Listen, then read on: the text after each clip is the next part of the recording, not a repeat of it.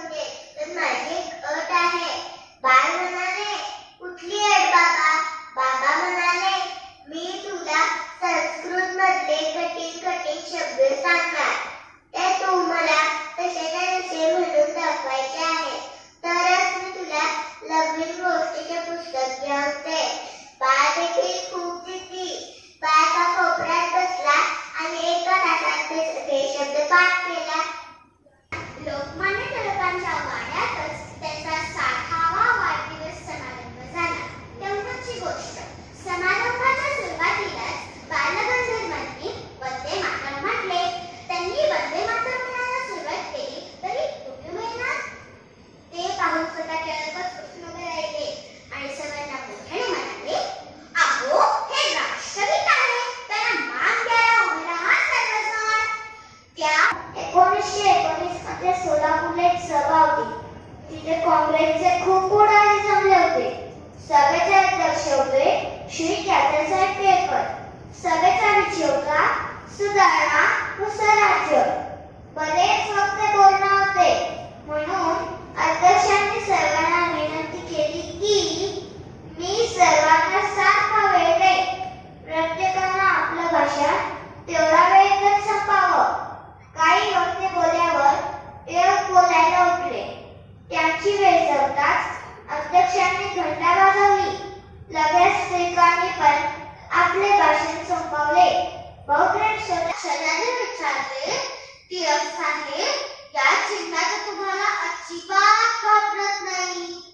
त्यावेळेला टिळक शांतपणे हळदेत म्हणाले, आम्हाला माहित नाही. कदाचित मी यांना कोणती इजा पोचवत नाही किंवा घाबरवत नाही म्हणून असावे. शक्य निर्दोष पाखरांना माझ्या मनात त्यांच्याबद्दल असले प्रेम आणि निर्मल भान जाणवते.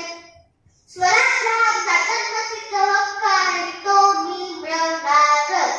असे इंग्रज सरकारला थडकावून सांगणाऱ्या लोकमान्य टिळकांची ही कथा कठोर राष्ट्रनिष्ठेसोबतच त्यांच्या मनातील अफाट भोळेपणा, प्राणीमात्र प्रेम आणि निसर्गाशी असलेल्या समरसतेशी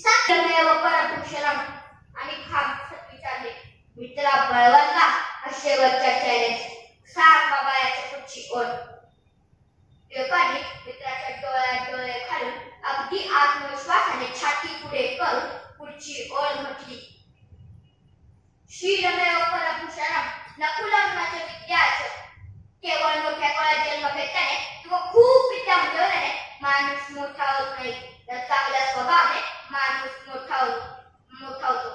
एकामागून एक असे 3ही वेळा विचारलेले कठीण श्लोक आणि त्यापुढील संपूर्ण संवाद टिळकांनी जशाच्या तसा खडखड बोलून दाखवला.